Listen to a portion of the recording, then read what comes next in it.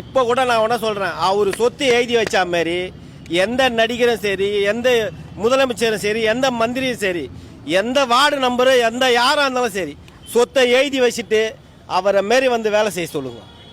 இன்றைக்கி அவர் சொத்து இன்றைக்கி இருக்குதுன்னா, இன்றைக்கி பேர் இருக்குதுன்னா அவரை மாரி எவரும் கிடையாது. முடிஞ்சா எந்த சிஎம் வந்தால் கூட வரட்டும், அவர் சொத்தை எழுதி வச்ச மாதிரி எழுத சொல்லுங்க. நான் மனுஷனாக ஒத்துக்கிறேன், அவங்கள காலை கழுவி குடிக்கிறேன். எம்ஜிஆர் மாதிரி வாழ்க்கையில் உச்சத்தை தொட்டவங்க யாரும் கிடையாது. வாழ்க்கையில் பெரிய வெற்றியை அடைஞ்சவங்க யாரும் கிடையாது. பெரிய வசதி அடைஞ்சவங்க யாரும் கிடையாது. ஆனால் அதுக்கு பின்னாடி எல்லாம் பெரிய போராட்டம். அவருக்கு வாழ்க்கையில் எதுவுமே கிடைக்கல. ஆனால் கிடைச்சது மாதிரி எல்லாருக்கும் தெரியும். கரெக்டா? நிஜம்தான். ஆனால் அதை அவர் வெளியும் காமிச்சிக்கல. ஆனால் நமக்கு கிடைச்ச அனுபவம் மற்றவங்களுக்கு கிடைக்கூடாதுன்னு தடுக்கிறதுக்கான வேலையும் அவர் பண்ணார்.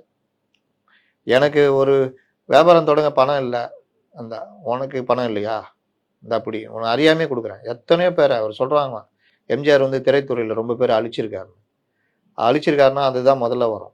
பல பேரை வாழ வச்சிருக்காரு. எம்ஜிஆருடைய சின்ன வயசுல சோறு கிடையாது தெரியுமா? பிற்காலத்துல அவர் பெரிய கோடீஸ்வரர். சென்னையில நடிக்க வந்த போது அவருக்கு சாப்பாடு கிடையாது. இந்த மாதிரி ஒரு அம்மா புட்டு விற்பாங்க. 4 அணா கொடுத்து அந்த புட்டு வாங்கிட்டு வந்து அந்த வீட்டுல இருக்கிற எல்லாரும் பங்கு வச்சுக்கணும். அவங்க அம்மா சத்யபாமா உட்பட. ஒரு நாள் 4 அணா இல்ல, ஆனா அம்மா பசியா இருக்காங்க. அவர் அந்த புட்டுக்கடை பக்கம் போறாரு, திரும்பி இந்தாண்ட போறாரு, திரும்பி தாண்டி போறாரு. காசு இல்ல, புட்டு குடுன்னு கேட்கறதுக்கு மனசு வரல. ராமச்சந்திரா, தினம் 4 நாக்கு புட்டு வாங்கிட்டு போவீங்க, என்னாச்சு? 4 நாள் இல்ல, உங்ககிட்ட கேட்க கூச்சமா இருந்தது, அம்மா பசியா இருக்கு வீட்டுல. ஓடா கூறு கேட்டவன, நான் உங்ககிட்ட காசு கேட்டனா? இல்ல புட்டு எடுத்துக்க. புட்டு எப்ப வேணாலும் வரும்டா, பசி எப்போ வருதோ அப்ப சாப்பிடணும்டா. ஓடா எடுத்துக்கிட்டு போ. சார், எம்ஜிஆர் 4 அணா புட்டு எடுத்துக்கிட்டார். ஒருவேளை உன் 4 அணாவை திருப்பி கொடுக்க முடியாம நான் இந்த ஊரை விட்டு ஓடி போயிட்டா உனக்கு 4 அணா நஷ்டம் தானே?